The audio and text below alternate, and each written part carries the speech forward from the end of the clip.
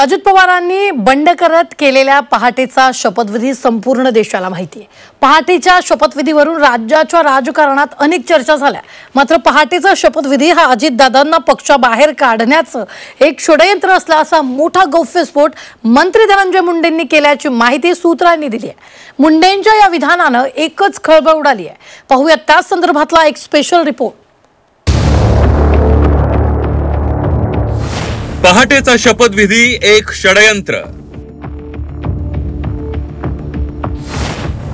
धनंजय मुंडेंच्या गौप्यस्फोटाने खळबळ।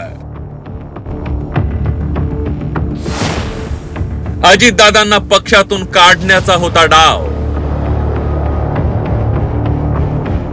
पहाटेचा शपथविधी हा अजितदादांना पक्षातून काढण्याचं मोठं षडयंत्र होता असा गौप्यस्फोट मंत्री धनंजय मुंडे यांनी केलाय। अजितदादांना आपण शपथविधीला जाऊ नका अशी विनंती केल्याचा दावाही धनंजय मुंडेंनी केल्याची माहिती सूत्रांनी दिली आहे। राष्ट्रवादीच्या शिर्डी अधिवेशनाच्या दुसऱ्या दिवशी हजेरी लावत धनंजय मुंडेंनी हा खळबळजनक गौप्यस्फोट केलाय। पहाटेचा शपथविधी अजितदादांविरोधातील एक षडयंत्र होतं। पहाटेच्या शपथविधीनंतर अजित पवारांना पक्षाबाहेर काढण्याचा डाव होता।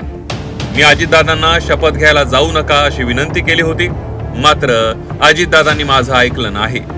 काही होत नाही असं म्हणत अजितदादा शपथ घ्यायला गेले। तेव्हापासून अजितदादांना पक्षातून दूर करण्यासाठी षडयंत्र सुरू होतं। सुनील तटकरे या सगळ्याचे साक्षीदार आहेत असा गौप्यस्फोट धनंजय मुंडेंनी केला। तर पहाटेच्या शपथविधीनंतर अजितदादांसारखा सूर्य उगवला हेच धनंजय मुंडे यांना सांगायचं होतं अशी प्रतिक्रिया मंत्री नरहरी झिरवाळ यांनी दिली आहे। पहाट जाऊन किती दिवस झाले, आता पुन्हा पुन्हा त्या पहाटेवरच काय म्हणून बोलायचं। पहाट गेल्यानंतर एवढा मोठा एक सूर्योदय दादांच्या रूपानं त्या ठिकाणी पाहायला मिळाला आहे। तर आता जे शंका उपस्थित केल्या त्यावेळेस त्यांनी आजच्या ह्या खुलाशात जे केलं ते आता सध्याची जी काही